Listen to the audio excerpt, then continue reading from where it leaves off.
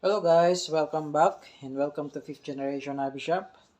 And shout out especially kay Sir Edmond.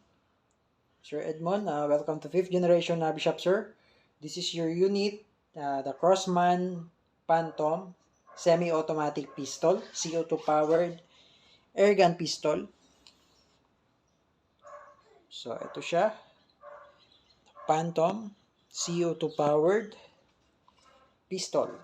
So ayan, dyan lalagay CO2. So, hindi na po siya kinakasa. No? Every time maglalagay kayo CO2, tapos loaded na with steel BBs, direkta na yan. So, hindi na siya kinakansa. Hindi rin gumagana yung hammer dyan. Okay? So, that's dami lang. Okay? So, this is a full polymer. Ibig sabihin po, polymer slide, polymer frame. Magaan siya. Magaan siya na pagka-pistol. Pero malakas. Okay? So, ayan, pwede ka rin maglagay dito ng flashlight. Ayan. Mayroon siyang Picatinny rail. Pwede ka maglagay ng flashlight. And then, ito yung kanyang safety. Ayan, safety. So, S stands for safe. And then, F stands for fire. Okay? So, ayan. Okay? Pag naka-safe yan, hindi mo siya pag naka-fire yan, medyo matigas, and then pagka naka-save yan, continuous. Okay, so ayan. And then tingnan natin yung mga kasama pa niya sa box. Siyempre, yung manual. Then meron na rin siyang kasamang target by Crossman. And then meron na rin siyang kasamang eye protection. Eye protection. Kailangan natin itong eye protection. And then, CO2. So, itong CO2 na kasama niya is 2 piraso na Crossman. Pero, dadagdagan namin siya ng 3 para magiging 5 na ang kasama niyang CO2. Okay, ito po yung matatanggap niyo CO2, 5 piraso. Okay, ganyan natin ito dyan. At syempre, may kasama na rin siyang 1,000 shots na Black Widow na steel BBs. Okay, ito yung freebies. Okay, so ayan yung mga kasama niya out of the box. And yung order nyo po na silicone oil. Okay, so importante po yung silicone oil kasi ito po yung nakakatulong para mag-seal doon sa mga o-ring niyan. Okay, so ito, ganito po yung paglalagay ng silicone oil. Saan po siyang lalagyan? Ito lang. Dito sa part na to, yung part niyan, yan yung inlet valve. Okay, dyan po yung CO2 nilalagay. Dyan din tayo maglalagay ng silicone oil. Kapatakan nyo lang. Ayan, mga 3 patak.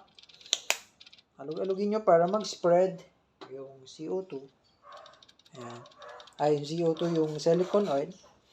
And then, before po kayo maglagay ng CO2 sa unit, kailangan yung lagyan yung tip ng CO2 ng silicone oil din.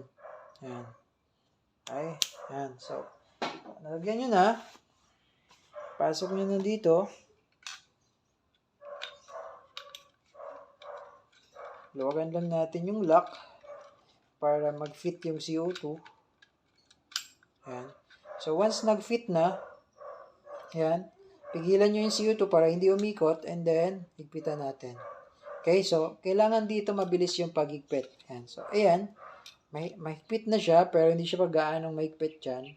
So, ayan, wala pa siyang butas. Ngayon, pag hinigpitan ko siya, ayan, kailangan mabilis kasi pag medyo mabagal po kayong maghigpit dyan, pwedeng continuous lumabas yung pressure, yung CO2.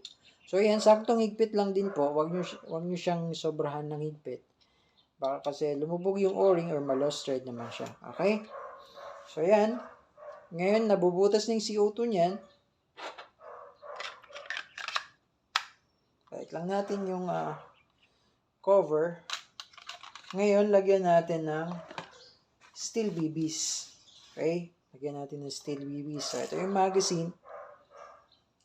sa mga nagtatanong po kung meron po tayong available na magazine, wala pa po tayong available na magazine.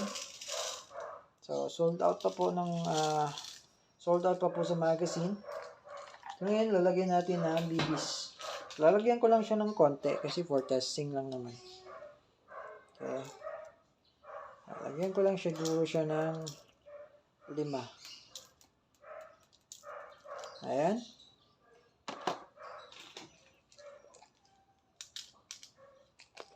So, 5 piraso lang yung nilagay ko. Kaya sa mga nagtatanong din kung ano daw yung maintenance dito. So, eto naman, kasi hindi siya nababaklas eh. So, though may mga screws siya, pero syempre, ingatan din natin na baka mamaya pag binaklas natin, hindi na natin may balik. So, ngayon, ang maintenance lang nito, linis lang. Yan, linisan nyo lang yung barrel. Yan. Yan lang naman. Tsaka, kailangan kapag hindi nyo siya gagamitin, kailangan lagyan nyo ng CO2. So, kailangan nang ilalagay nyo yung CO2. Kunwari, i-stock nyo siya ng matagal, hindi nyo gagamitin. Kailangan, ang CO2 na nilagay nyo ay yung paubos na. Kaya huwag nyo siyang i-stock na bagong lagay ang CO2. Kaya kailangan paubos na yung CO2 na i-stock nyo. Kung hindi nyo siya gagamitin ng matagal. Pero kung gagamitin nyo naman paminsan-minsan, okay lang yun. Bagong CO2 ang lagay nyo, tapos paputokin nyo po paminsan-minsan. Okay? So, ayan ang unit ni Sir Edmond Crossman Phantom. Ayan. Ito po ay airgun, no? Airgun pistol. Hindi siya airsoft. So, bawal na po ito sa mga war games, sa laro. Okay? Bawal na po ito. So, ngayon, papasok ko lang yung magazine. And then, ang gawin ko muna ay save ko muna yan. So, save ko muna kasi iti-test fire natin. Nahanap tayo ng target para dito. Okay? So, ngayon, kuha lang ako ng target para matest natin. So, ngayon, experiment time again. Meron tayo ditong bote ng Red Horse. So, titingnan natin kung kaya ba yan basagin ng Crossman Phantom airgun pistol. So, layo lang tayo ng konti. Yan. Ayos lang natin. And this is the Crossman Phantom airgun pistol. So, lagay lang natin sa fire. Okay. So, make sure lang na meron tayong eye protection bago tayo mag-plinking. Okay? So, tingnan natin kung mababasag niya ba yan. Red Horse na yan eh. Makapal na yan eh. Okay, so, ready to fire. Firing. So, Crossman Phantom. Unit ni Sir Edmond. Ayan. Okay, ready to fire. Firing. 1, 2, 3. Okay. Actually, sa pangalawang putok, nabutas na siya eh. Nabutas na siya. Basag na siya. Okay, so tingnan lang natin. Okay. Ayan. So, in 3 shots, actually in 2 shots, basag na siya eh. Okay, basag na siya. Ngayon, durugin lang natin yan. Dahil nakatatlong putok tayo, so meron pa tayong 2. Durugin natin tong beer na to. Okay, firing.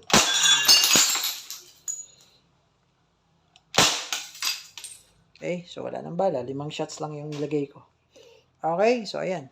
Napakalakas talaga ng unit. Okay, Crossman Phantom, unit ni Sir Edmond. Okay, so kung may question pa po kayo, sir, regarding your unit, okay, message lang sa aming page. Actually, by the way, sir, ito po, yung CO2 na yan, hindi namin siya re-remove, no? So, darating po sa inyo, may CO2 pa siya. Kasi sayang naman pag ni-remove namin yan. Okay? Hindi namin siya re-remove. Ngayon, isi-save lang natin. Okay? Yan. Okay?